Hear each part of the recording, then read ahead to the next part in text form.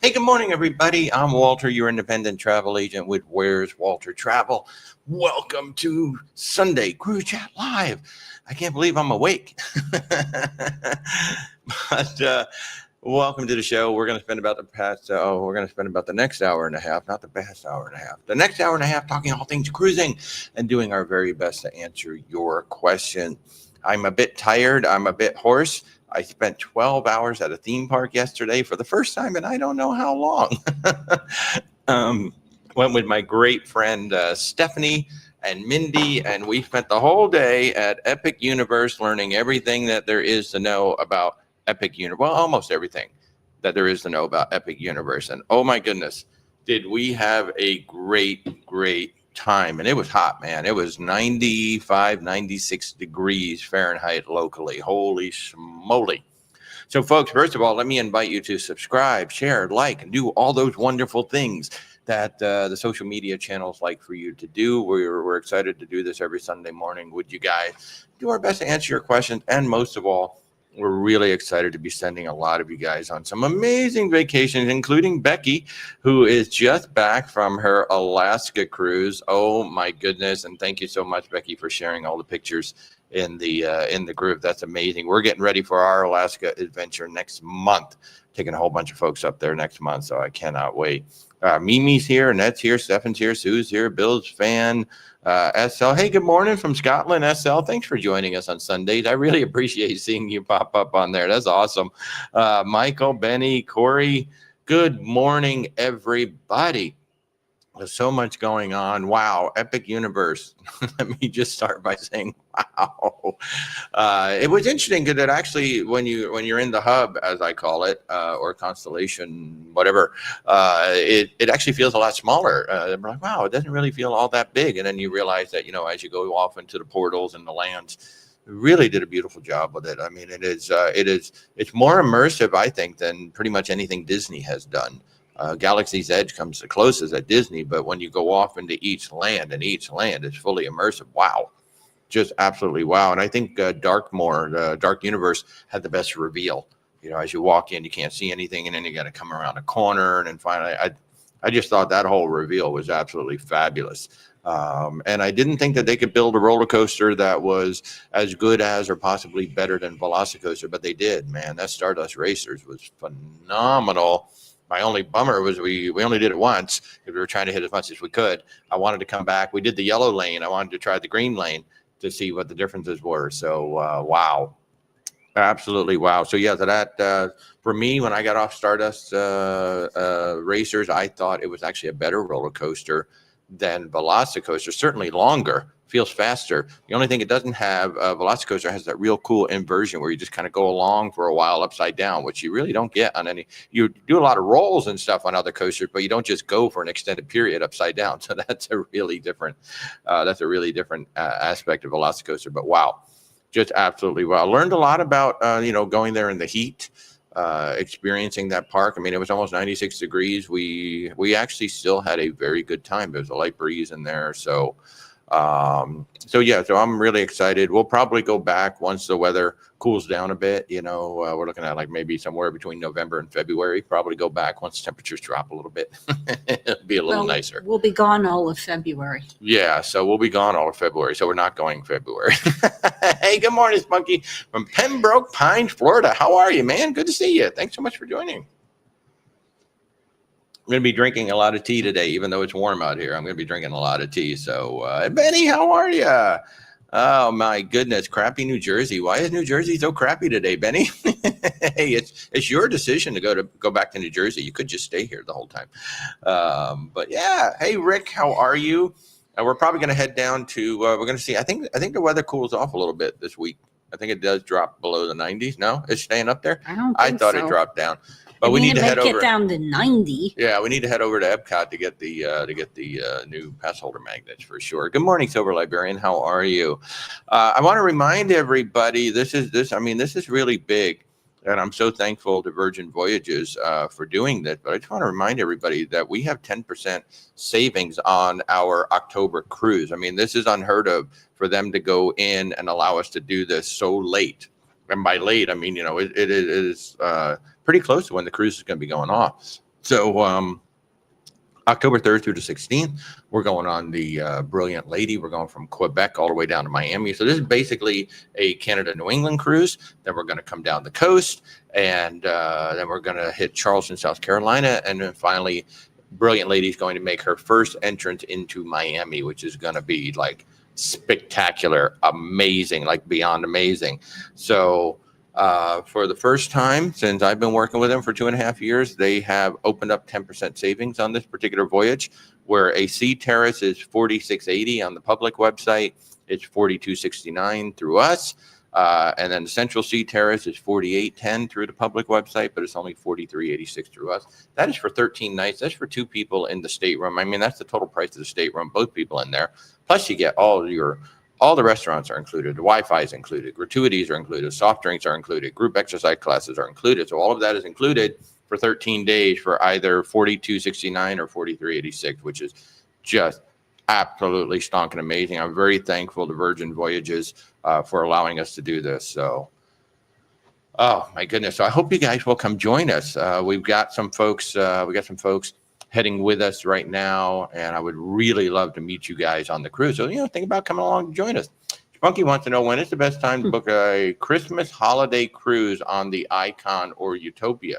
So just know, with both of those ships, I mean, you're going to be paying absolute top dollar. So the absolute best time to book, if you really want to do the holidays on really those ships or any ship out there, would be the day they go on sale. That's going to be the lowest rate. Those are extremely popular. Christmas is extremely popular on the family lines, and then New Year's is extremely popular on the lines that skew a little bit more adult.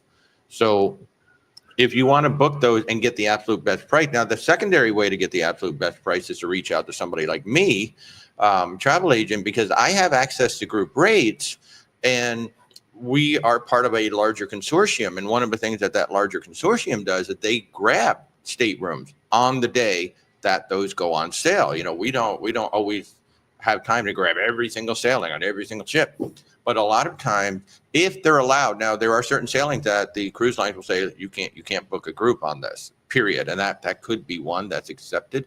But if there is a great example, this past week I actually booked 2 big groups of staterooms, and one of them, actually both of them were on Royal Caribbean.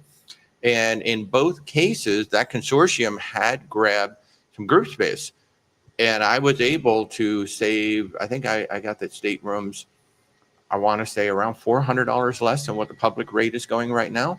So, I mean, every little bit counts, right? And in fact, one of the groups, they were going to put 4 people in the stateroom, but it turned out being cheaper going 2-2 because of the group rate I was able to grab. So That's something that we're really starting to lean into. Not only can we get you to group rate, usually there's $50 onboard credit that goes with it. And we've also since learned that if there's a group on the ship, and even if the stateroom that you want doesn't have a group rate, we can slide you into the group and still give you the onboard credit. So we've been working on that as well. So the absolute best time to book really any cruise now is the day that it goes on sale. That's when the rates are really the lowest. But yeah, just reach out, because if there's group space available, we will definitely go in and grab it and find it. And there's a lot of things that we're learning about Royal, about Celebrity. I've got some amazing colleagues at KHM Travel Group who have been, even after I've been doing this 2.5 years now, and there's a ton to learn, and we've learned a lot, and we've been incredibly successful, thankfully. But there's still so much to learn, and still so much more that we can bring you guys. So I'm really excited about that. And we're bringing on a couple of new people. By the way, yeah, Where's Walter Travel is actually going to be growing a little bit. We're going to be bringing on a couple of associate agents. We'll have more to talk about that soon. But just know that we're going to be able to help you guys even more. And we're very excited to help these agents grow their careers as travel agents. So yeah, it's going to be a lot of fun. So let's see. Michael says I need to go back next time. I will not be going back to Epic Universe until it cools off. I can tell you that, Michael. One of the things I can tell you, Super Nintendo World was hot. Oh my gosh, the Super Nintendo World hot, and it's because they have these really big walls that completely block it off. Like when you step into Super Nintendo World, you are just like out. You are completely out of the park. You are in your own world. It is information overload, but because of the way they built it, there's no breeze in there, and everything is the bright reflective surfaces, so it kind of felt like an oven. Rick, you're looking for a longer cruise in September of 27 to celebrate retirement. Any suggestions? Oh gosh, Rick, there's just so many out there, and not everybody has September 27 out yet. Well, that's one right there. But for the most part, your September 27s are going to be like the luxury lines have them out. Princess has some nice ones out right now. So it depends on what I would certainly say if you want to do a longer cruise. And what do you mean by a longer cruise? You mean 21 days? You mean 40 days? You mean 100 days? How long is that longer cruise? And then where exactly do you want to go? Because when you say September 27, not all the ships are going to be in all of the places. Like we have people say, well, I want to go to this place. I want to go in May. There's no ships there in May, so I can't send you there in May unless you want to do this one, cruise line. So in general, like right now, September of 27, your luxury lines are going to be out. And then some of the mainstreams like Princess. Well, certain itineraries. Exactly. They don't open up. It used to be, they would open up 2027 and boom, here's everything. Now here's the Caribbean for 2027. And then a few months later, here's Asia for 2027. And then, here's Alaska. So they're kind of doing that. Like Explora just released a whole bunch of itineraries for 2027. They're going to have 4 ships now out there for by the time we get to 2027, we're going to have 4 ships. That would be a nice retirement cruise. That would be an excellent retirement cruise. Anything Explorer Journeys.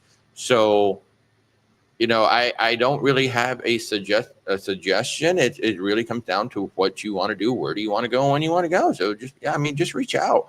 We would love to help you out. I mean, for some people, that might be a combination of a cruise and a land tour, because you can't do everything that you want to do on cruises. And that's something that we're starting to do a little bit more. It wasn't intentional. It's just kind of happening, especially around river cruises. We're doing things where we're booking, like a 7 to 10 day river cruise, but then we're also booking 10 days on land so that they can do more things on land than you can from the ships.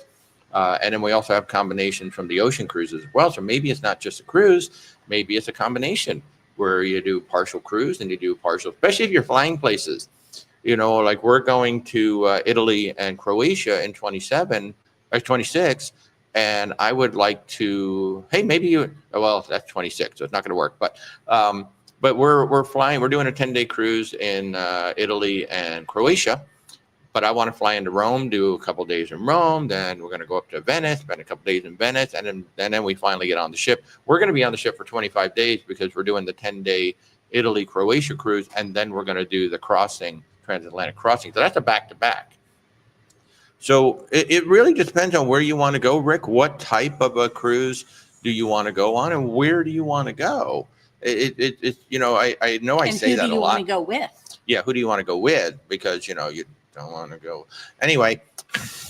Well, you might plan a different cruise if you're going with many family members versus just you and your significant other. Yeah. Versus, you know, a bunch of couple friends all going together. Exactly. So there's different things you might do depending on who you're traveling Yeah, with. and I think a great example too is this big family cruise that we just planned for Alaska. Typically, I lean into Royal Caribbean. I'm going to lean into Holland America, maybe Osmar Celebrity. What did I say? Royal Caribbean. Oh, Royal Princess. I typically lean into Princess and Holland America, but we actually ended up booking on Royal Caribbean because that's what the family, you know, the mom who was planning all of this said, I am a Princess person. I love Princess. I know I've been to Alaska on Princess. I know how good they are, but family members want to go on Royal Caribbean. So we're going to do this one on Royal Caribbean. So we planned the whole thing. I think I've got 8 or 10 staterooms all booked on there. So, you know, it also depends. Is it just going to be the two of you or just you going on a retirement cruise, or is it going to be a big family? So sometimes that comes into play as well. But just reach out. You know, set up an appointment. Wherever you guys are watching me, there are links in the description. Or you can just simply go to where'swaltertravel.com, click contact us, and set up an appointment. I'll give you a call. Services are 100% free, and I do emphasize that, literally 100% free. There is no planning fee. There's no surprises, no gotchas. And when we present our pricing, it's so funny. I always have to. I guess we're different.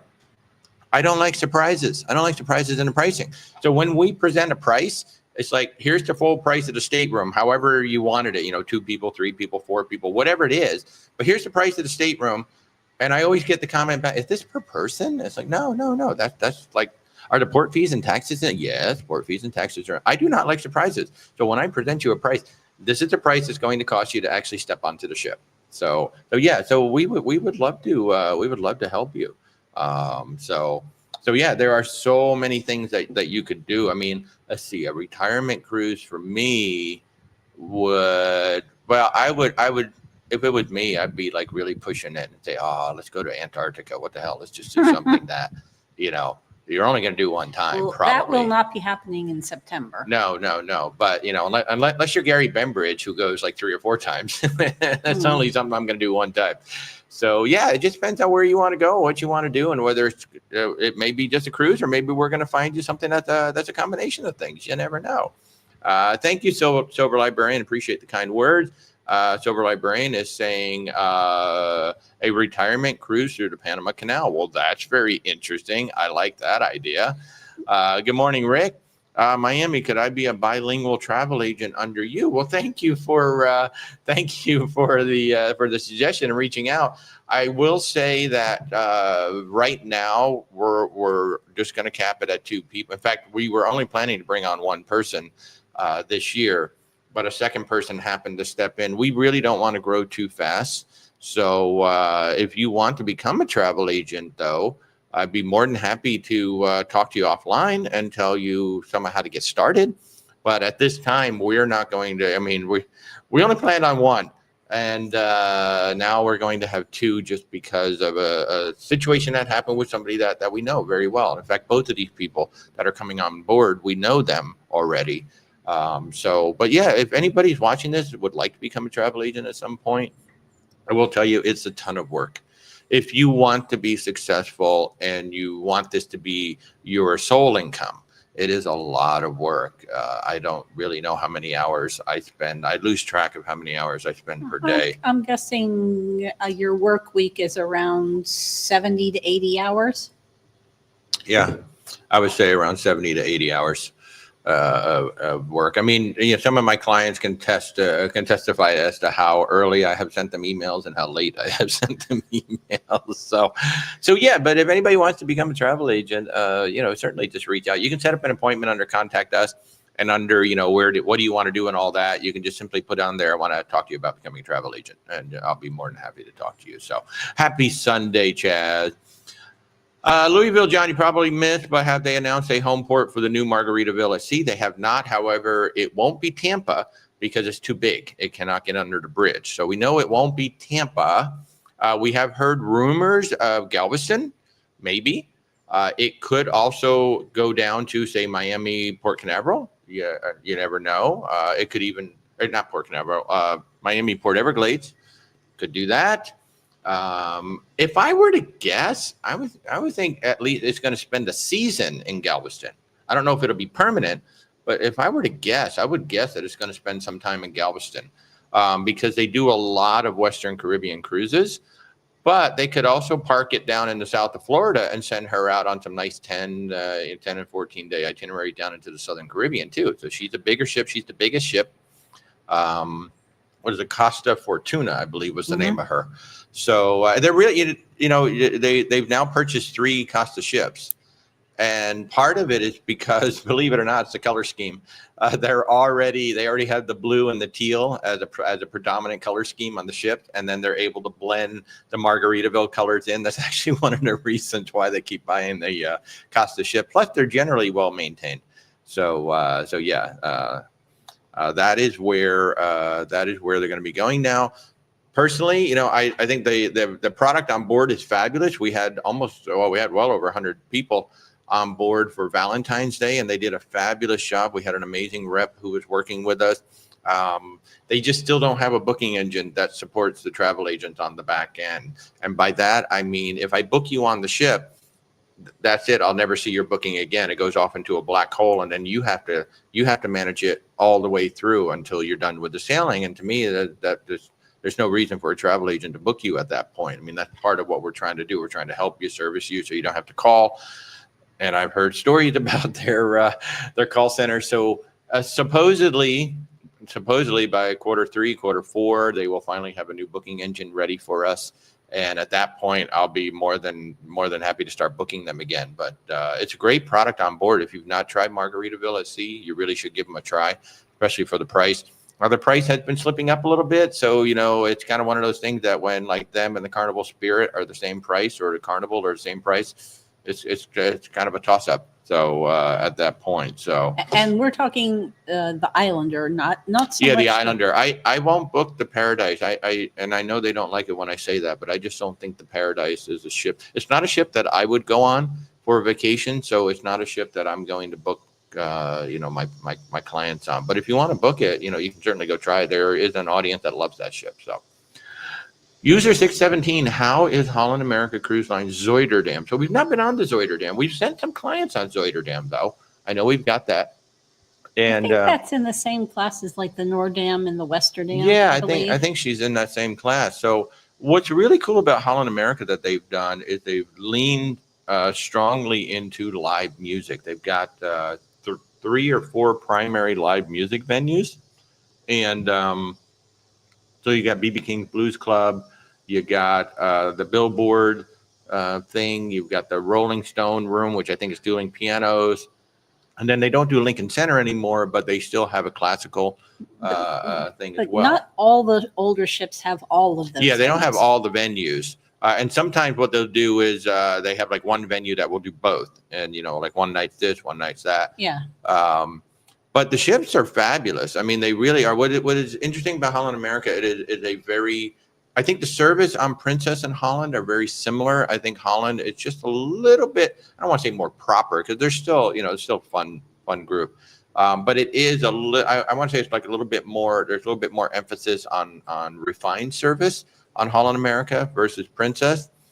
And we've understood, now we've not been on the main dining room. We've not been on there since the restart, but we've been told that the main dining room has been elevated. Like the food has gotten a lot better than previous. Their buffet is usually excellent.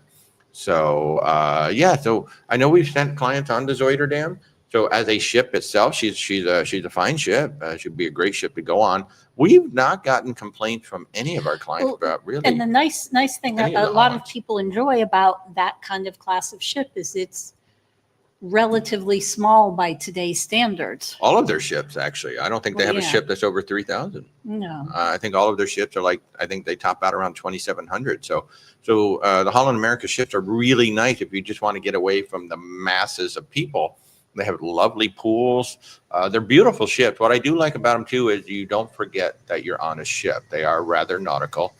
And most of them have a bow that you can walk out onto, especially like if you're in the Panama Canal or Alaska, you can actually walk out onto the bow during certain times. So Douglas is out on the patio with his Mariner of the Seas Starbucks mug. Oh, that is awesome, man. Thanks for joining us. Leslie said, do I know why the December of 2025 Sky Princess was changed from Mexico to Eastern Caribbean? Probably over booked ports, most likely. That would be my guess. Or they saw that there were going to be too many ships in certain ports, and they just didn't feel like it was going to be a good experience.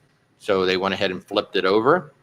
There is a whole number of reasons why things can happen, but more often than not, it is either overcrowding at the port, or there's a sense from the cruise line that we're just not going to be able to deliver the experience. It could also have been a problem with some of the excursions too. Like if there's just so many people in port, a lot of these tour operators, like, Princess is part of the Carnival Corporation. So like if there was Carnival, Holland America, Princess, all in port at the same time, there could have been an issue with getting enough, shore excursion lined up and things like that. But there's a whole host of reasons why a cruise line would flip from one itinerary to the other. So good morning, Chris. How are you?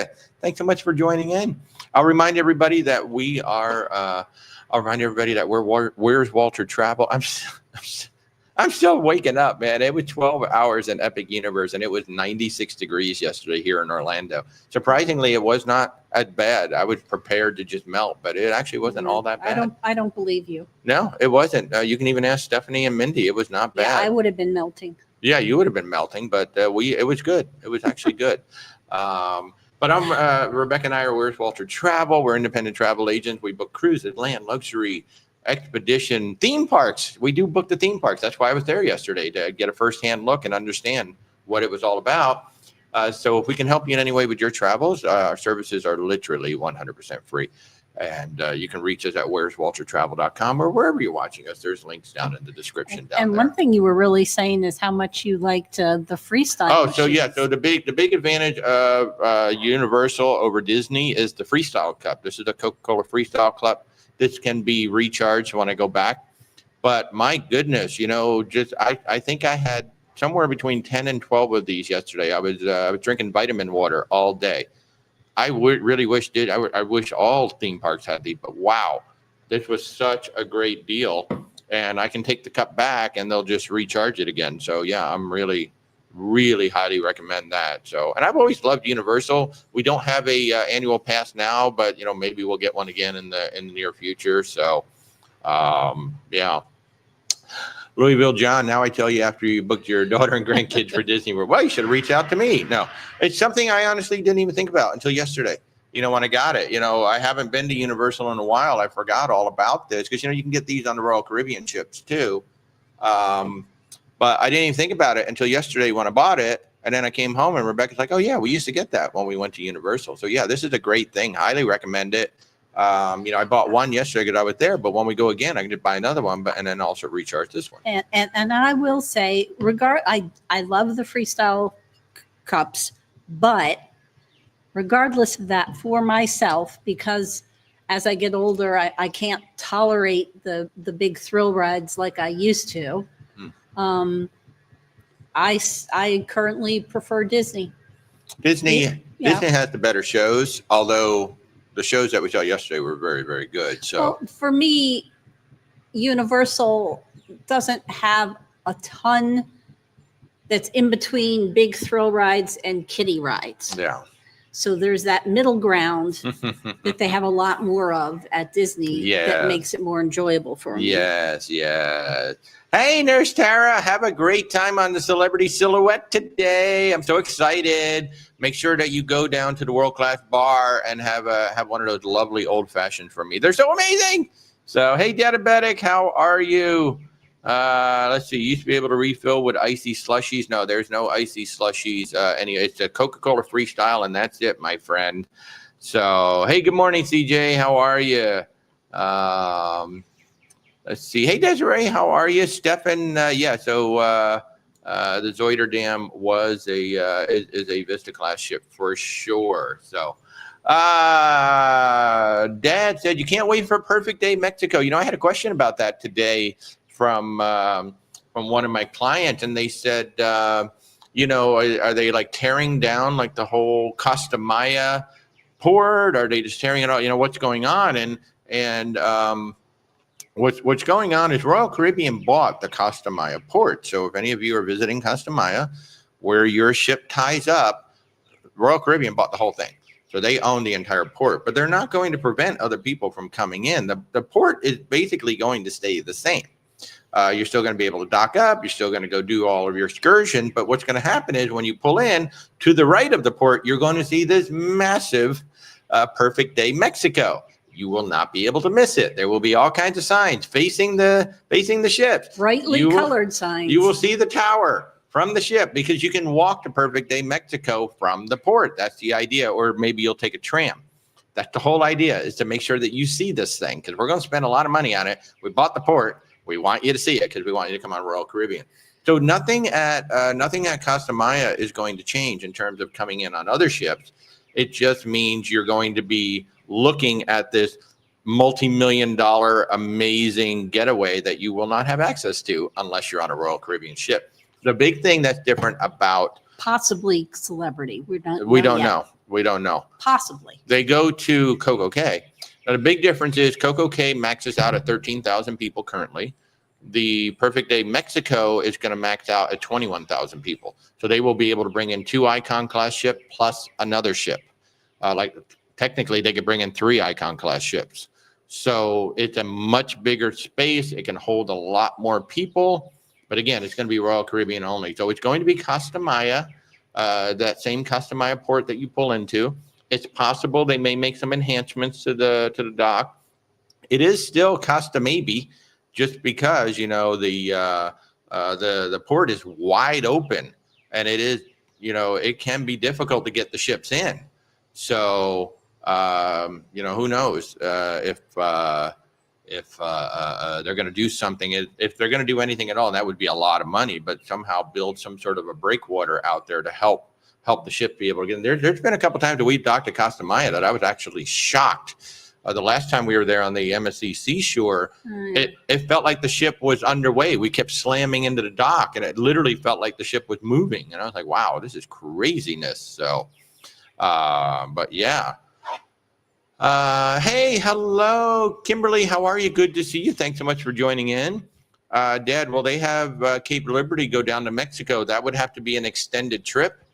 That would probably have to be a 10-day trip because you got to go around Florida to get down there. Could be longer. Yeah, it could be longer. So I would say it's unlikely, but if it does, it would be it'll be a longer cruise. Yeah, it'll probably be a smaller ship that does it because they don't like to send the big ships on long.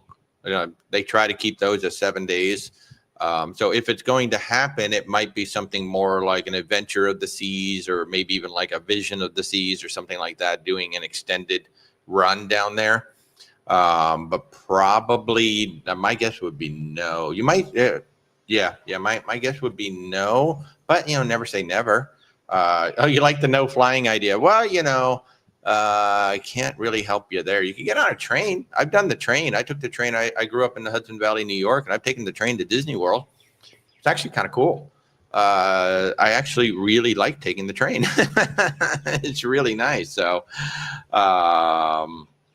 Betty, you're leaving Friday for a Holland cruise tour. Love it. You start in Anchorage and Denali, Fairbanks, and a few other stops along the way. Cannot wait. Oh, yeah. Cannot wait to hear about that. Last minute one? That's the last minute one. I mean, Betty. Relatively speaking. Yeah, Betty just waited to the last minute and said, we just want to go to Alaska. What do you think? And yeah, we were able to find this one. And what's really cool about it, she's mentioning Dawson City and Whitehorse. This is Holland America is the only one that goes to the Yukon. And that's actually going to involve a flight. So they're going to do the cruise tour, and then they're going to have a flight going up. They have to actually fly over to the Yukon. So if you want to do like Alaska and you want to see the Yukon, it's only one way to do it, really, if you're going to do it with a cruise.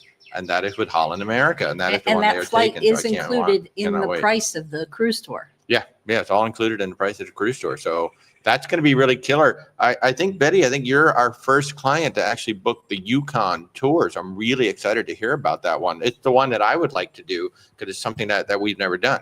So it may be, maybe we'll go back. Although now Explorer is coming into Alaska. So everybody's. Man, I honestly cannot blame a lot of these Alaska cities for wanting to put yeah, at least some restrictions on cruises because it's a getting lot of crazy. people.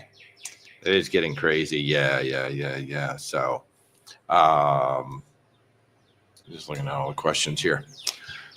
You got 3 kids, so you don't want to fly down to Florida. Yeah, I can kind of get that. But cruising out of New York, New Jersey is always going to be limited, especially if you're trying to come on down to the Caribbean. Yeah, I would And say generally, when they come down to the Caribbean for a longer cruise, they're going out into the eastern and the southern. They're not coming around to Mexico. I can't even think of a cruise that comes around to Mexico unless you're going into the Panama Canal. A Panama Canal cruise, there are some from New York that do it. They're long and they're on small ships, but I can't see them doing Mexico from New Jersey just because that's a very long cruise to get down there. So yeah. Rick, you're taking the train for the Philly cruise with Tony and Jenny. Oh, that should be a lot of fun. So Rick is saying they're going to travel from Florida up to Philadelphia on the train. That should be a lot of fun. Yeah, maybe we should look into that. No. Okay, she said no. I like the train, though. I like taking the train for long distance. I think it's fun. So yeah. Yeah, Nurse Tara saying she's never seen any cruises from New York City to Baltimore and Mexico. I can't say offhand that I've seen them. I'm sure they exist, but again, they're going to be very, very long cruises. And they're probably going to be on smaller ships. They're not going to be on the big ship. Sea Days Traveler, are we going to be on Virgin Voyages in a couple of weeks? No, we will be on the Brilliant Lady September 10th through the 15th. That's going to be her second cruise ever. We're sailing out of New York City.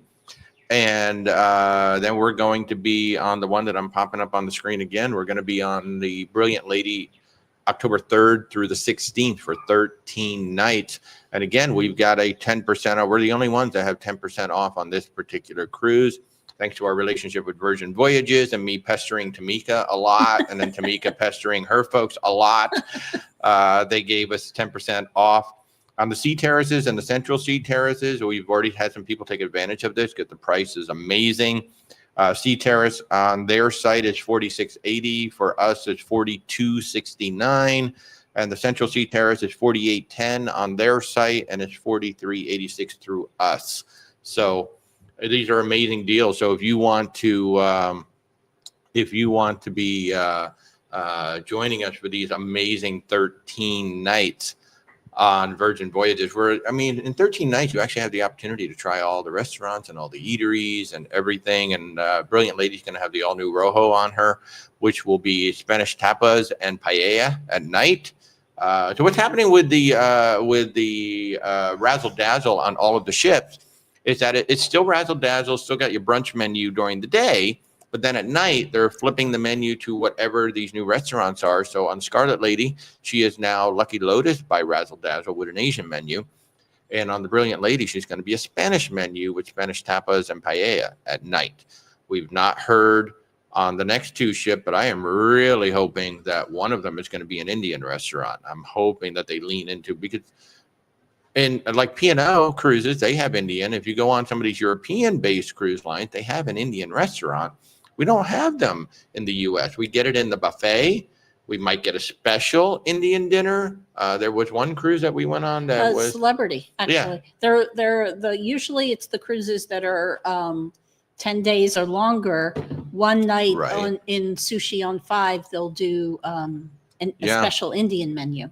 Yeah. So they do these from time to time, and some of the Indians actually quite good on these ships because they have a lot of chefs that are from India. And I'm hoping that Virgin will introduce the first American-based Indian restaurant. That would be absolutely amazing. So, Sea Days, you're going to Alaska on Brilliant next year. Have a great time. Do I know anything about the entertainment on the NCL Luna? I believe the Prince show is supposed to be on the Luna. I don't think it was ever intended for the Aqua originally, but suddenly they broke it. I could have sworn that was announced as a Luna show when they first announced it, but now she's on the Aqua. So I really don't know. I don't think any of us know much at all about the Luna. They haven't said anything at all other than her name. So her name is going to be Luna. She will be a larger ship, just like she's a direct sister of the Aqua. So the Aqua is a larger ship. I believe she's going to have the same slide on her, that slide coaster. That's been a huge hit. I assume that's going to be on there as well, but we really don't know much about the Luna. I see a notice in there that some comments were filtered. If you're trying to ask a question about Virgin Voyages and you use that word Virgin, TikTok will filter your comment. That is not us. That's TikTok doing it. So if you have any questions about Virgin Voyages, you want to ask questions about our amazing 13-night cruise, you need to make sure that you use the letters VV or the name of the ship. That is not us on TikTok. I apologize, but that is not us doing that. So Diabetic is saying that he would need a bedroom cabin for a Florida to New York train. Even a roomette might be too small. That's funny. SL. And I do love this SL that you can talk to us all the way from Scotland. I think that's absolutely amazing. Here we are in Orlando and you're in Scotland, and I just love this. Which cruise line do I think generally has the best, most space per passenger in the ship public areas? Great question. Or do they vary too much overall to say? They do vary a lot. Honestly, some of the best space ratio is actually Explorer. I keep bringing up Explorer, but to give you an idea of the space ratio, so the Azamara Journey, loved Azamara Journey, Oceana Serena, beautiful ships. They are around 32,000 gross tons, and they have around 700 passengers, for 32,000 gross tons. Now, the Explorer ships have 58, 64, and I believe the next ones are going to be around 88 or 98,000 gross tons. And they have passengers that top out at 900. So there is a lot of public space. It does two things on those ships. One, it makes the public spaces larger. Two, it makes all the rooms larger.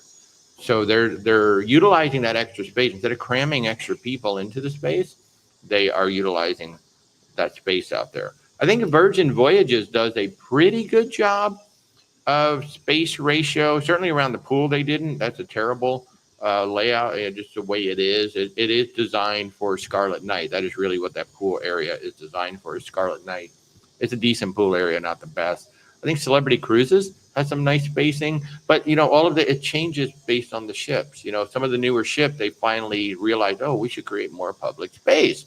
Icon of the Seas, believe it or not, they do a nice job. They got a lot of space, but it's more of the luxury lines. That's what you're paying for. Not only are you paying for less people on the ship, but you're paying for spaces that are larger and more abundant for fewer people. And so, so it's really as you step up, I think like the larger Oceania ships, certainly Explorer, that is a big thing that Explorer leans into. I just had lunch. I've had lunch with my Explorer rep actually over the past 2 weeks. That's one of the things that we were talking about, is how Explorer leans hard into, we want the rooms to be bigger. We want the public space to be bigger. We don't need to add more people. The ships are bigger by design, and that means we can give you more space to relax and spread out. So so that's what I would say. I think they do a fabulous job with that. And then some of the larger ships, like Sun Princess, for as big as it was, it had a lot of choke points. Had a lot of choke points that was just kind of odd. So that's what I would say. Honestly, I think they have the best space of all the ships that I've seen. I think Virgin Voyages does a pretty good job with it. And then you when I say something like Celebrity, like the Apex series and the Solstice series, I think do a good job. We've not been on the Millennium class yet, so we'll have to take a look at that next year when we go out. But thank you. That's a good question.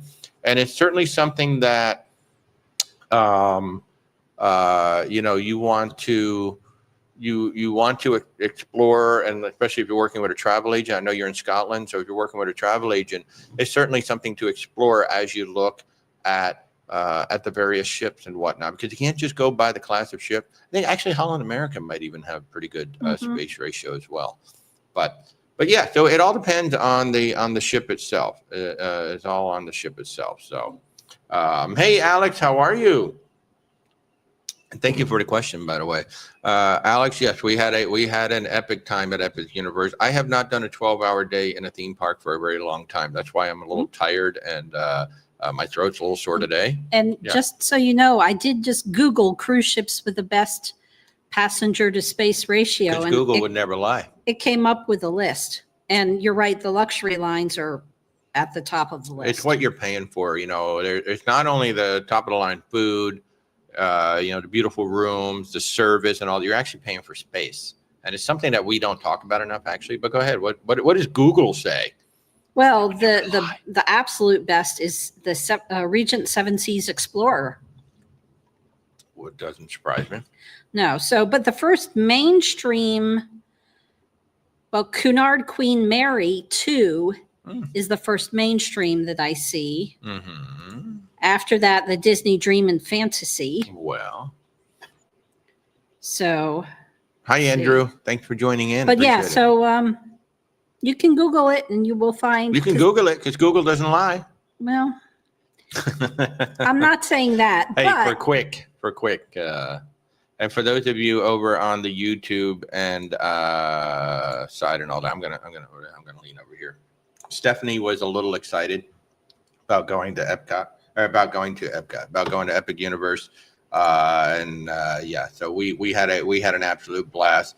If you get a chance to ever go to a theme park with Miss Stephanie, you must go to a theme park with Miss Stephanie. She is just a ball of energy, and she was still going, man.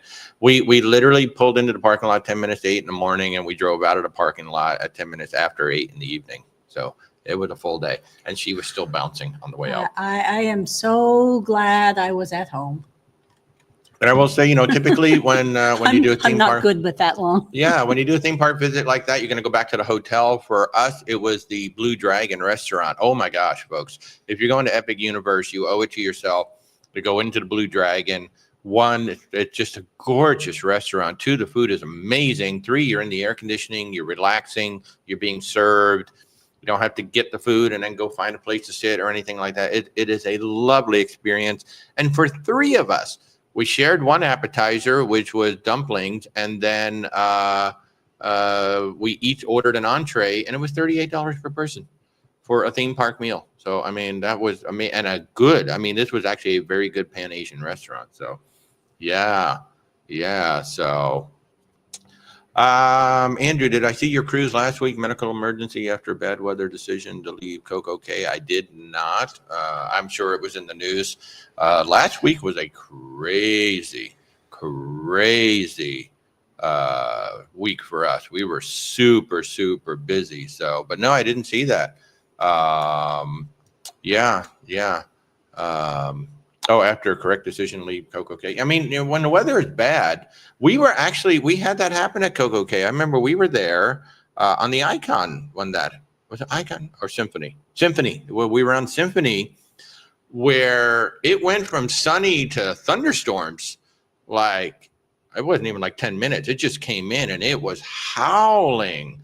And I was honestly shocked. I never heard an announcement on the ship. I didn't hear any. I don't know that they made any announcement at Coco Cay, but it came in like a dragon. It just came right in, and I was really shocked. And all these people are trying to run back to the ship. And what's really dangerous about that is when the wind starts blowing, there are no railings on that pier. So which is fairly typical of piers. Yeah, and there's never any railings there. So you got this howling wind. You've got a wet, slick dock. It was a bad situation, so I'm glad that they left. They put those yellow lines there for a reason. They do, but the yellow line is not going but not going to stop. I do see lots of people just kind of getting way too close to the edge. Yeah, so you got to be very careful with that. Denali,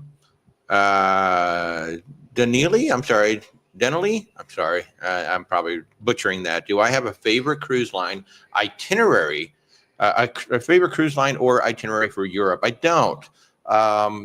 It is like everything else out there. If you really want to go into different ports that not everybody else is going to, then you go with smaller ships. You look at like Azamara probably has some of the best itineraries on the planet. They really do. They take advantage of their very small 30,000 gross ton ships, and they take them to places like you go up the Bordeaux River. If you're going to Bordeaux, France, your ship is going all the way up the river to Bordeaux, France. It barely makes it through one of the bridges, but it gets there.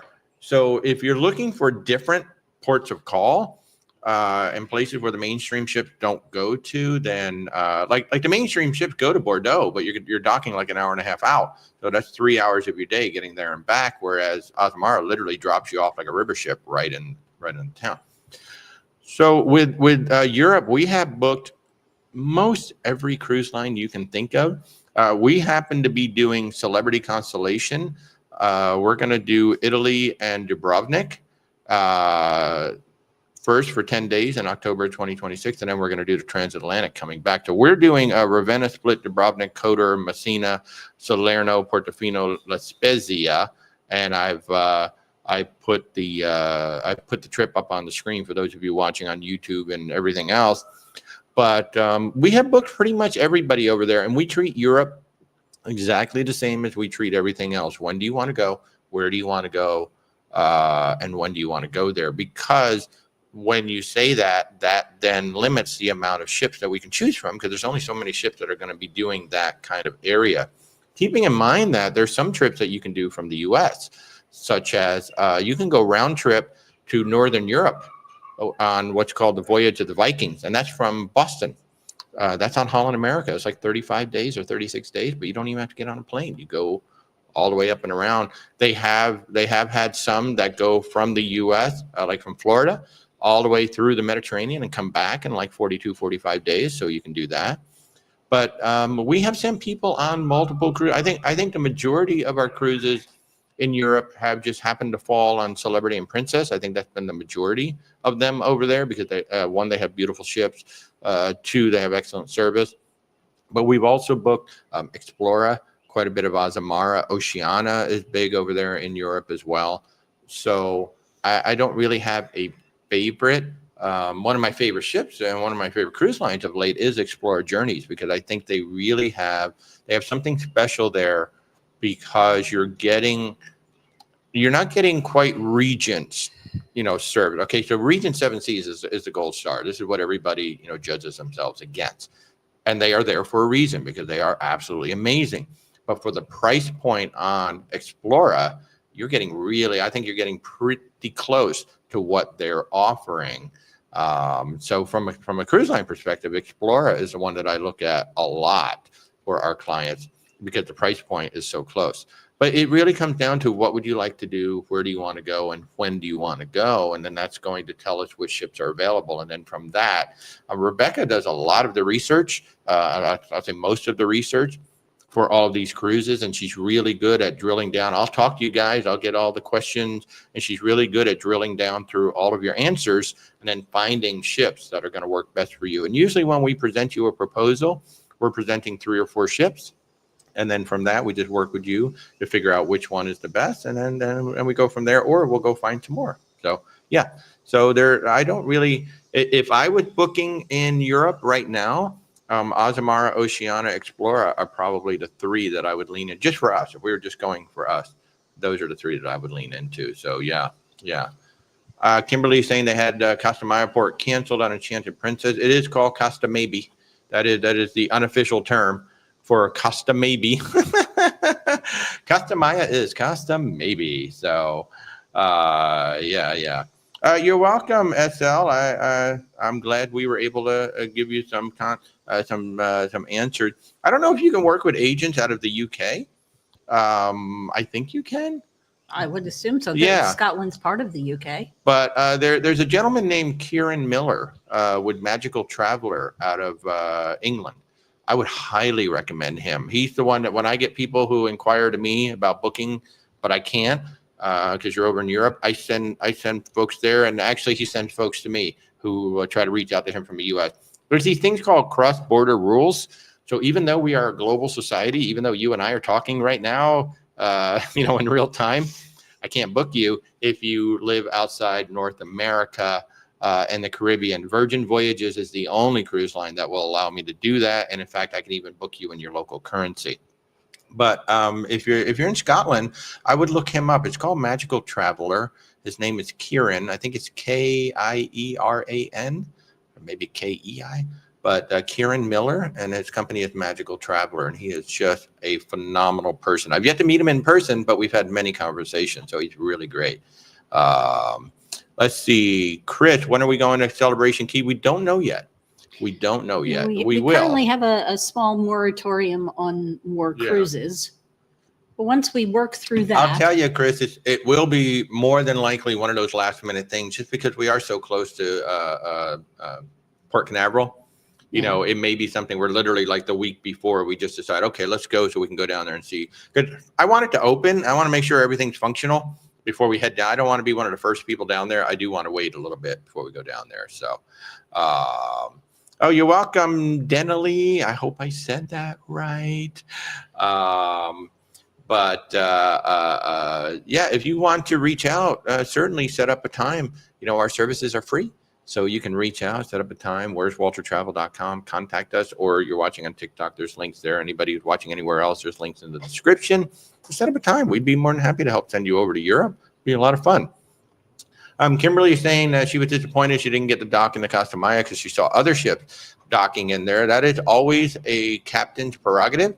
The captain will make the decision based on the wind and the conditions and all of that. Just because other ships go in doesn't mean your ship can. When we docked, the Carnival Magic was being hammered so bad they had to close the front two gangways, and they could only keep the back one open because the front two were getting knocked over. Well, water was going into the ship, and I do know that one of the Oasis class ships did not come in that day, even though there were 3 or 4 ships, I think, of the 6 that were supposed to be there, and so that happened. So even though you see that, like, oh, why didn't we come in? The other guys could get in. It's always the captain's decision, and every ship is different, and they know what their ship is capable of, and they know what they're comfortable doing, and if they don't feel comfortable, then they don't go in. And that's all there is to it. Then you have another sea day to enjoy everything on the ship. So Alex is asking about the Margaritaville. We did talk about that earlier. So that's going to be very interesting to see where they end up with Margaritaville's third ship. We don't know much about it other than they bought one. So I'm going to remind everybody. In fact, let me put this back up real quick before we move on. Celebrity Constellation, October 23rd through November 2nd, 2026. Come join us. This is a 10-day cruise around Italy. Basically, we're going to do Ravenna, Split, Dubrovnik, Kotor, Messina, Salerno, Portofino, La Spezia. We have group rates on the. We have group rates on the packages that are all included. So if you book with the Celebrity all included, which is the Wi-Fi and the basic beverages, we have a group rate. If you just want to book the room itself, then it is at the prevailing rate. But it's going to be an amazing 10-night cruise, October 23rd through November 2nd, 2026. Celebrity Constellation. You can reach out. Rebecca and I are going to stay on the ship for 25 days because there is a 15-day transatlantic crossing. And if you'd like to do both, we can book you on both. You actually get $100 off per cruise when you book a back-to-back on Celebrity. And that's a little something right there. And by the way, as I go through these group cruises, if you want to know more, where's WalterTravel.com group travel. I've got all of these cruises right there. We're going to Hawaii next year. This is going to be February 4th through the 20th, 2026 on the Emerald Princess. We've always wanted to do one of these round trips from LA, and so we're doing it. It'll be LA, Honolulu, Hilo, Kahului, Kauai, and then Ensenada over 16 days. There will be 10 sea days. So it's very similar to doing a transatlantic, except you're doing a round trip. You get all those sea days on there. Rebecca and I actually have an aft balcony, which is our favorite thing in the world. Love looking out at the wake and listening to the sound. I just love that. And then on April 16th of 2026, our good friends Tony and Jenny B are hosting the La Lida Loca Philly group cruise. It's going to be the very first cruise out of Philadelphia in about 2 decades or so. The Norwegian Jewel is doing a La Lida Loca triangle. We're going to go from Philly down to Bermuda and then over to Charleston and then back up to a 7-night cruise. April 16th through the 23rd, 2026. There are over 200 people on this particular cruise. So if you want to hang out with Tony, Jenny B, and 200 of your best friends, come on this one. It's going to be a lot of fun. And we are still trying to get a hotel. We're still trying to get a hotel in Philly. We're going to do some group stuff in Philly prior to the cruise, but it's turning out to be a little bit more difficult than I expected to get this hotel together. But I'm working on it. And then if you want to go with Tony and Jenny B and do a traditional Canada New England cruise, October 11th through the 18th of 2025 this year, they're going on the Enchanted Princess. That's going to be New York, Newport, Boston, Portland, St. John, and Halifax. Only going to be one sea day. So there will be limited group activities, I think, just by the very nature of there only being one sea day, which is actually the last day of the cruise. But there you will see Tony and Jenny B. There will certainly be a check-in, and there will be some things going on throughout the cruise with Tony and Jenny B. And then if you are like Betty and you want to do a last-minute trip to Alaska, there is still some space available on our big Oceania cruise that's coming up June 26th next month, just over a month from now. We're going to be on the Oceania Riviera for 12 nights in Alaska. Got 8 ports, up to 14 hours in port. It's going to be absolutely amazing. So June 26th through July 8th on the Oceania Riviera. And I'll end it by reminding you that we have 10% off on the Brilliant Lady, October 3rd through the 16th, 2025. That's this year. We're going to be on the ship for 13 nights. So we have a Canada New England cruise. Start in Quebec, Canada, New England. Then we come down the East Coast. We stop off in Charleston. And then finally, we come on into Miami for the first time. We expect that to be a big deal, a big event. We have late nights in St. John's, Halifax, and Charleston. What that means is you should be able to have dinner on land if you want to. You want to go to a local restaurant and enjoy dinner, you should be able to do that. So those are all the group cruises. If you want more information about any of those, then you just simply go to Where's Walter Travel, Group Travel. And of course, if you want to go on anything else, certainly reach out. We are Where's Walter Travel, and we book cruises, land, luxury, expedition, theme parks, anything, you name it. We book theme parks and everything else. So where's waltertravel.com, or you can go to the links in all of these descriptions. Okay, back to the question. Cruising Kimberly, you love sea days. Thoughts on transatlantic cruises? They're phenomenal. We have one particular client, that's really all she books anymore. She goes over, she comes back, she goes over, she comes back. That's really all she does because she just loves that relaxation of sitting there. We're going to be doing we have a 15-day transatlantic next year on the Celebrity Constellation. I think there's about 8 sea days total on it because we're going to make 2 stops in Spain, 1 stop in Morocco, and 1 stop in St. Martin on the way back. So, yeah, if you like sea days, transatlantics are the way to go. Or you do something like this Hawaii round trip.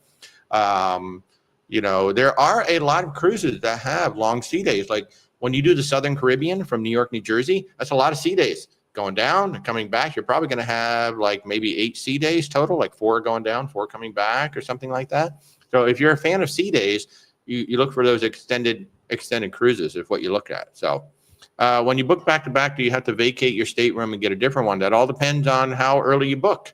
So like Rebecca and I will be in the same stateroom on both legs of our back to back, but then we have other cruisers that, you know, they booked later. The inventory ran out. So it just depends on the inventory. And there are some cruise lines, such as Princess and Holland America, they will sell the cruise 2 different ways. They'll sell it as 2 7s, or they'll sell it as 114. Yeah. If you buy it as 114, you are guaranteed to have the same stateroom for all of it. Yeah, Princess especially, Holland America as well. But Princess will sell 7, 14, 21, 28.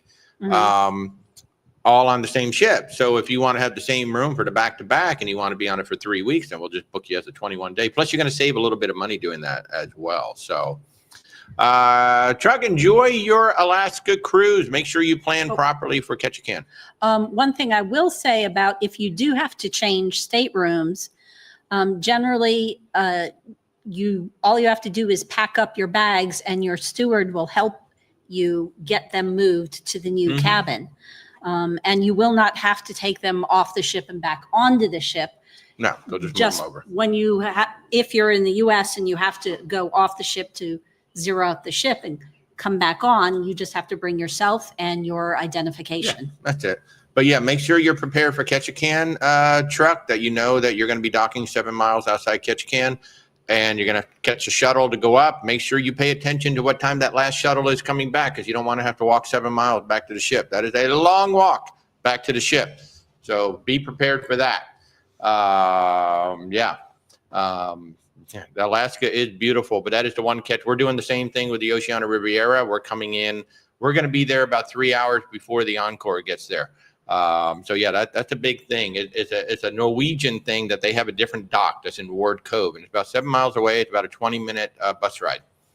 So just factor that in, and do not be late for that last shuttle bus, because you do not want to walk 7 miles back to the ship after a full day in Alaska.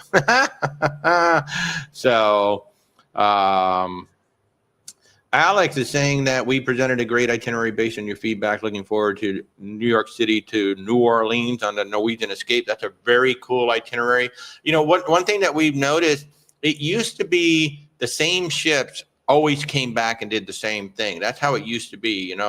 If the Wonder of the Seas was in Port Canaveral, it was pretty much in Port Canaveral for its entire life, and it was going to run 7-night cruises until the ship was much, much older.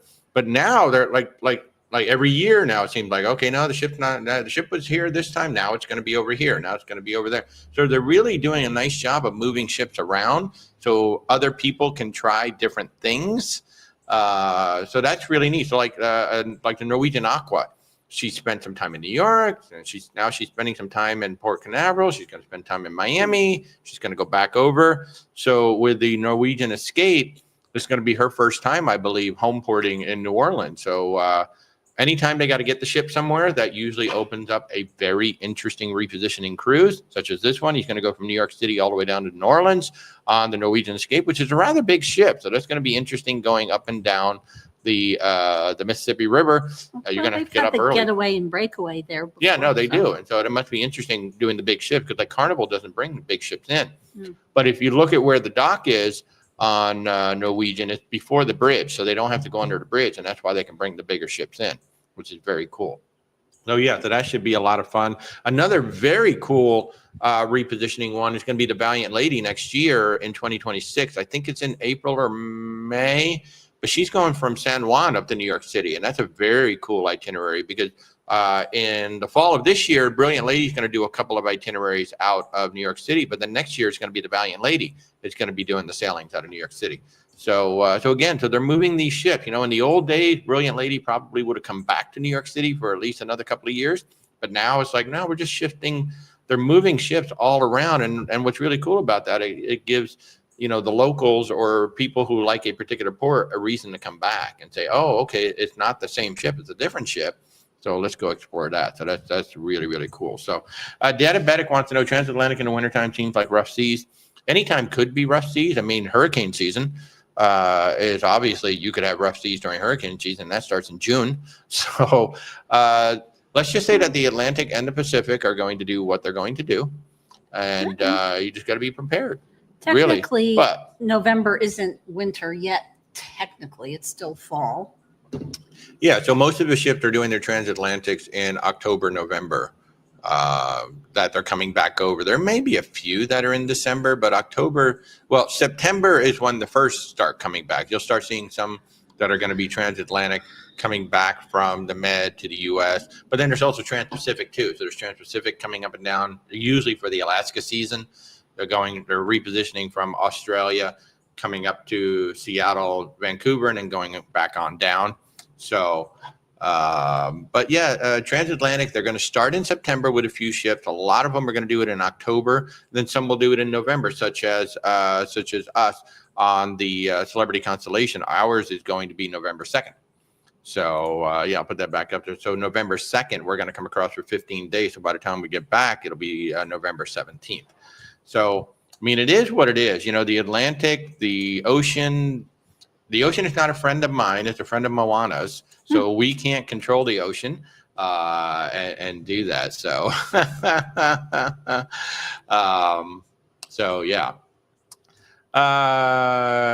Kimberly wants to know, are there cruises one way New York to Florida or reverse? Only on rare occasions. Well, if usually, they're repositioning the ship. Yeah. So it's rare occasions if they're repositioning the ship. So the Carnival Venezia does that. Carnival Venezia will spend part of its year in New York, and it will spend part of its time in Florida. So there is a repositioning cruise. So when a ship That's really the only time that it does it. I don't know of any other time. It's not like a regularly scheduled cruise. You think they would. You think they go to like Bermuda and then come in as a one-way, because then they could sell it at the back-to-back, right? But the Venezia is the only one I know of offhand. I know the Princess ones. There's some of the Princess ships that do Canada, New England. After that is done, then they'll come back to Florida. Yeah, and Holland America probably does the same thing. Maybe Norwegian does it as well, because Norwegian probably, yeah, she's probably right. Anybody who does Canada, New England out of New York and doesn't stay there, yeah, it's going to have to bring their ship back to wherever they're going. Sometimes you get really, really cool ones. Like I don't know if there's one out of New York, but I had a client who did Tampa all the way through the Panama Canal and then up to Vancouver, because the ship was repositioning from Tampa to get ready for the Alaska season. That was like 28 days. And that was super, super cool. So yeah, so I can tell you for sure that the Venezia does it, but yeah, probably pretty much anybody who has a Canada, New England ship that is typically in the Caribbean for the winter, they're going to do it as well. So, but those will be only at the beginning and the end of the season. You're not going to have regularly scheduled trips. So yeah, it would be nice if they did. It would be really, really nice if they did. So yeah, that'll be like, twice a year. Yeah. Cash is at Cocoa Beach right now, looking at the cruises in the ocean. That's awesome. Cocoa Beach is a lovely, lovely place. If anybody is taking a cruise out of Port Canaveral and you're staying in Cocoa Beach for a night or two, you definitely got to try out Zarella's. Zarella's Wood Fired is a Italian place that owned by a friend of mine's son. It's really, really good. The other great family-owned joint is Papa Vito's. Oh my God, Papa Vito's. You got to be a Boston fan if you're going in there, because it's all Boston, it's all New England. But another great Italian joint right there. Of course, they got Gator Golf. That's a lot of fun. So Cocoa Beach is a fun place. Oh. And then not to mention, you've got the Kennedy Space Center. I will say with Papa Vito's, the pizza offerings are much better than the pasta offerings, whereas at Zarella's, both are good. Both are really good. Yeah. He's got a beautiful wood-fired oven in there. So if you're going to Cocoa Beach, definitely check out Zarella's and Papa Vito's. Those are two really good places to eat there. And of course, you got the fun Gator Golf, and the Kennedy Space Center goes without saying. Kennedy Space Center is just one of the most amazing places you will visit in your lifetime. Absolutely stonking gorgeous. So, yeah.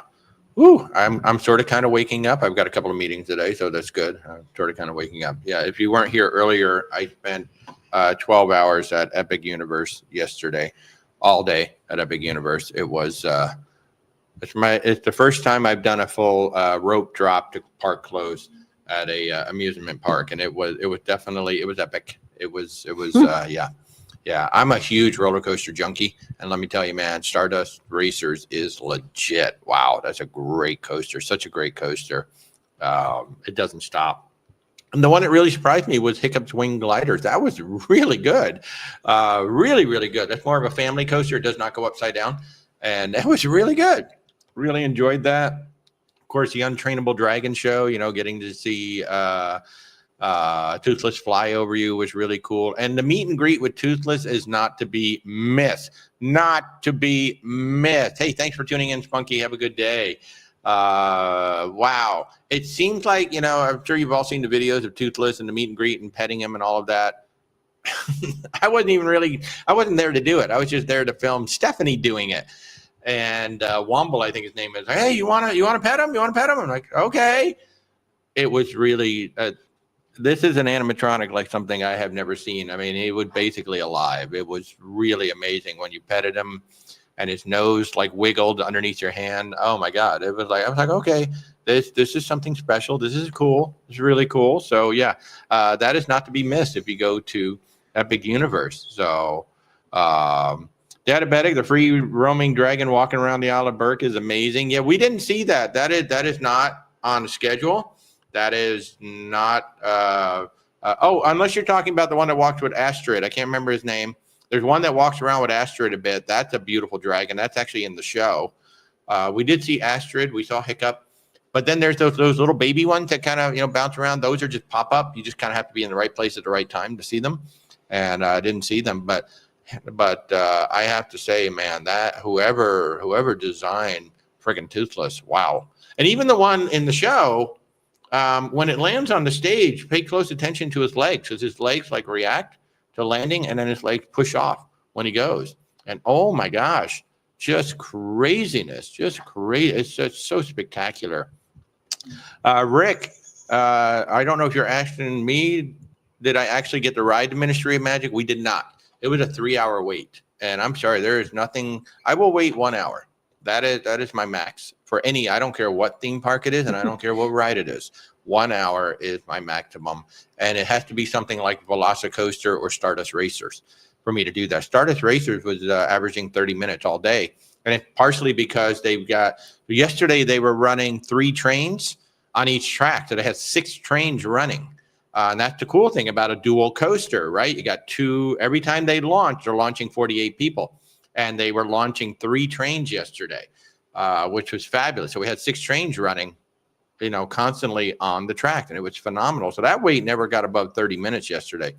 Ministry of Magic was averaging between 180 and 240 minutes. And I'm sorry, there's nothing that's going to get me to wait that long for that. However, what's really cool is that you can go into the single rider line of the Ministry of Magic and just go into the Ministry of Magic. And that's what we did.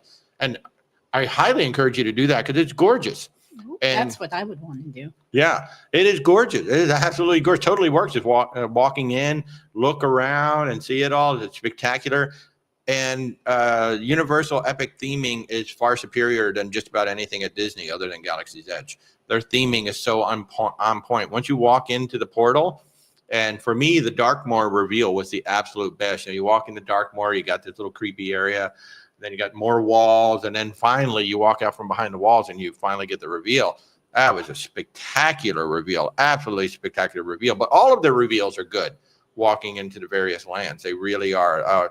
The Paris, the Ministry of Magic in Paris, absolutely. I mean, you would have to spend probably a week in that Paris section to see everything. There's so much to see in there. It really is spectacular. So apparently good macarons too. Really, really good macarons, yeah, in Paris. And again, if you weren't here earlier, the Blue Dragon Pan-Asian restaurant out in Celestial Park. Wow, just probably one of the best theme park restaurants I've been to. I mean, the best one's always going to be Victoria and Albert. That's ridiculous. Gico too. Gico. Yeah, but that's not in the park. Well, true. That's in a resort. True. But as far as the theme park itself, actually now there is Victoria and Albert's. That's in a hotel. See? So yeah, I think my favorite one of my favorite restaurants in the theme park is still Skipper Cantina in Magic Kingdom. That's actually a really good one. We haven't done the one in Epcot yet. That one that we really want to do, the Asian one in Japan. There's that one downstairs that we talked about. But I got to tell you, man, that Blue Dragon, so good. So Alex wants to know how many rides did we do in a day, and did we do the Express Pass? So that's a great question.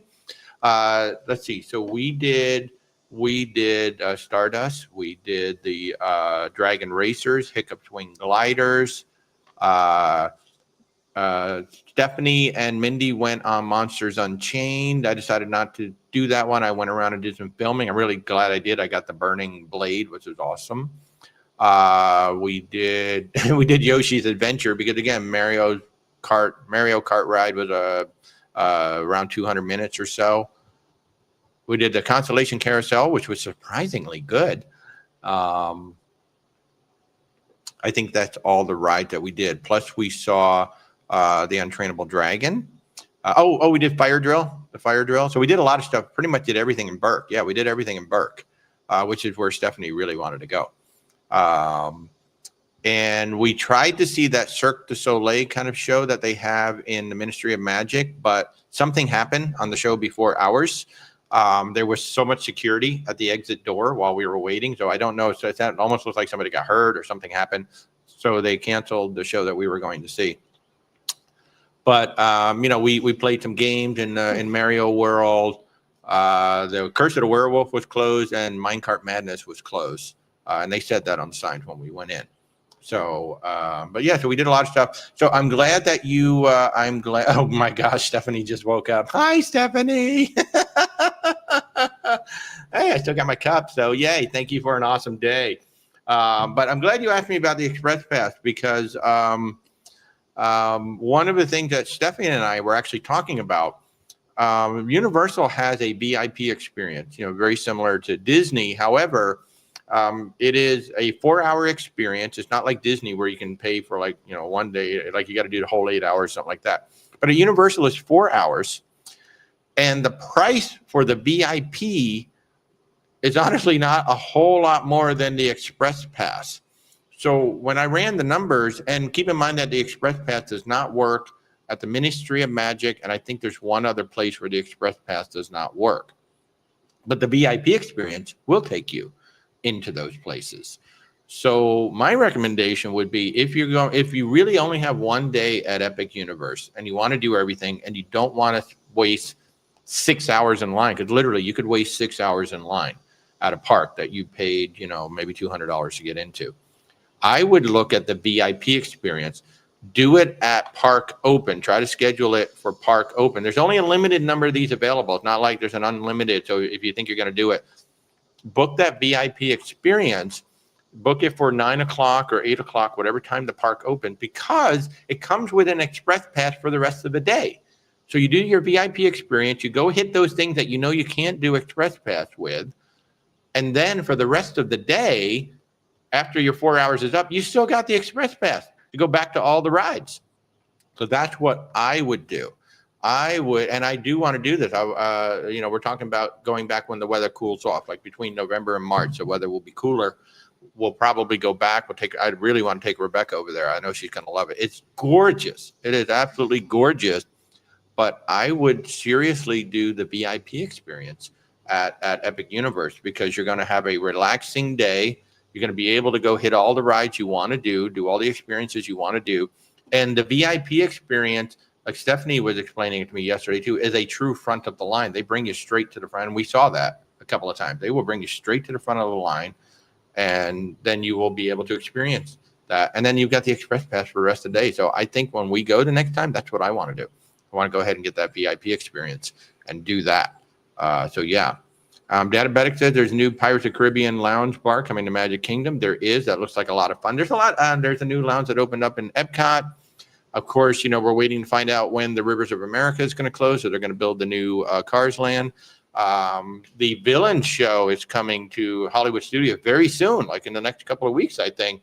That looks spectacular. Oh my gosh. I really hope that they save the Lightning McQueen car. If any of you were in Hollywood Studios and you used that Lightning McQueen Racing Academy as an air conditioning break, because it was a great air conditioning break, the show was terrible.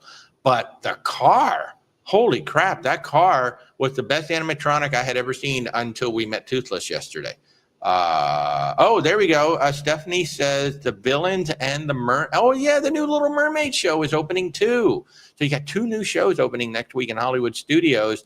And I did see the video. Jodie Benson was invited to come to one of the rehearsals of Little Mermaid, and she was just floored by it. So this is like an all new show. I cannot wait. Stephanie is an amazing artist with the Disney company. She can never tell us what she's doing. That's the worst part about being friends with Stephanie. She can always tell us, I'm working on something really cool. I can't tell you about it. Like, dang it, don't tell me. But then once her work comes out, oh my gosh. So if any of you are going to Animal Kingdom today, go see Nemo and the Big Blue World or whatever it's called, because a lot of her work is there. And you will see Stephanie's work all over the place. So yes. Yes. So what a day yesterday at Epic. So amazing. So but yeah, there's a lot of things coming. I think the best thing about Epic Universe is I think it's finally kicking Disney in the pants to stop talking about stuff, because they've been talking about stuff for years. We're going to build this, we're going to build that, we're going to do this. And then they don't. And then they just sit on it, and they watched this thing like in 3 years. Universal has built a spectacular theme park, like not just one thing, but everything. D-Love Disney said Monsters Unchained was amazing, which is exactly what Steph and Mindy said when they came out. They said the whole thing, the queue, the ride, everything about it. I am just not, I've never been a fan of the monsters, and I was like, I don't really want to do it. I think, next time I probably will. I should have done it yesterday. I will say the line for Monsters, I never saw it get above 20 minutes. That was interesting. So the queue for Monsters was always low. Big thing too. The Curse of the Werewolf, which is the spinning roller coaster. It was down yesterday, but they what was really good about the rides that were down, they did have guest relations people there that you could talk to. And so I asked about it, and I said, is this thing truly free spinning? And she said, yes. And the amount of spin actually is based on the weight distribution. So if you have some lighter people on one side of the ride and some heavier people on the other side, then it's going to spin more. And then if you have an extreme difference in the weight, that's when it really starts to go. That's when it really starts to spin. So if you're wondering about the Curse of the Werewolf, I won't do that ride because she said that she had done it like 20 times, and there were 2 times where it really got spinning bad, and she felt a little queasy because you got this roller coaster going one way, car spinning around. I'm not going to do that ride, but that's what determines the amount of spin is the weight distribution. So there you go. Macrina says your son's an animator too, and everything for all companies he create is hush hush. I know. It's the best thing in the world being friends with Stephanie. It's the worst thing in the world being friends with Stephanie. But then when we get to see her stuff, what my favorite thing about being friends with Stephanie is when we can be there with her the first time we see it, like whatever it is, whatever she's done. Like we saw the castle show that she worked on for the first time, and she was with us. And that's a magical experience when you can be there with the person who actually worked on some of this stuff, and just take it all in with them. Oh, it's a very magical experience. Because being with Stephanie is a magical experience in itself. And she helped you solve your problems with the Universal app too. Yeah, by the way, if you can't get a theme park app to work, Stephanie, I could not get Universal to work at all. I couldn't log in. I could get Disney's to work, but I couldn't get Universal to log in at all on my phone. She asked me if I had a VPN on my phone, which I totally forgot about it because it's always on. I always use a VPN on the cruise ships. I turned the VPN off, and all of a sudden, Universal's app is working beautifully. So there you go. So if you're trying to get the Universal app to work on your phone, check to see if you've got a VPN turned on. Desiree is asking, what airline do we use? Typically, Delta is our favorite, but I have really started to enjoy United. United has really nice planes. They've really updated them. But, I mean, we, like everybody else, we look at price, and then we look at the airline. But Delta has always been my favorite. And the itineraries, too. I mean, the flight legs, yeah. Like when we did our Explorer cruise and we were flying from Orlando to Barbados, there were flights that made more sense logically, but they came in so late that we did Delta there because we went north and then went south again. We actually flew from Orlando to Atlanta, which is going north, and then nonstop down to Barbados. And it just got us in earlier in the day, so that was. It all depends on the schedules and where you're going. Like, for instance, we're going on a cruise out of Quebec in October, and it made much more sense to fly into Montreal. The flights were a lot better. So we're flying into Montreal, going to spend a few days there. Then we're going to take the train over to Quebec, spend a few days there. But it just did not make sense to fly into Quebec on that particular one because the flights just weren't that great for what we wanted. So there's no particular airline that we use. A lot of our clients have points and membership and all this stuff in certain airlines. So when it comes to working with us, it's probably, I think we only book about 30% of the flights for our clients. Most of our clients will book them on their own using points or whatever. So the airline is really a personal choice of what you want to do. The big thing that I always remind people, you look at Frontier, you look at Spirit and go, wow, these are so cheap. Just understand all the prices, all the things that you're going to pay for that you may be right at, or sometimes even more than some of the other airlines that you passed on because you're like, oh, well, this is so much cheaper, but you got to pay for your carry-on. You got to pay for your luggage. You got to pay for, you got to literally pay for everything because, with the super cheap airlines, you're literally paying for a seat. That's all you're paying for. You're not paying for all the other things. So make sure when you're looking at those, and if you want to pick that seat, you're probably paying a fee. Oh yeah, you definitely are. So make sure when you're comparing airlines, you compare what am I getting for this price versus what am I getting for that price, and just make sure and then if you have to pay for all the other things, like Delta includes all of this, but Spirit doesn't, add all those things in and then see what happens. And sometimes, Delta is going to be cheaper, and you're going to be like, wow, I didn't realize just because you're paying a la carte for all this stuff.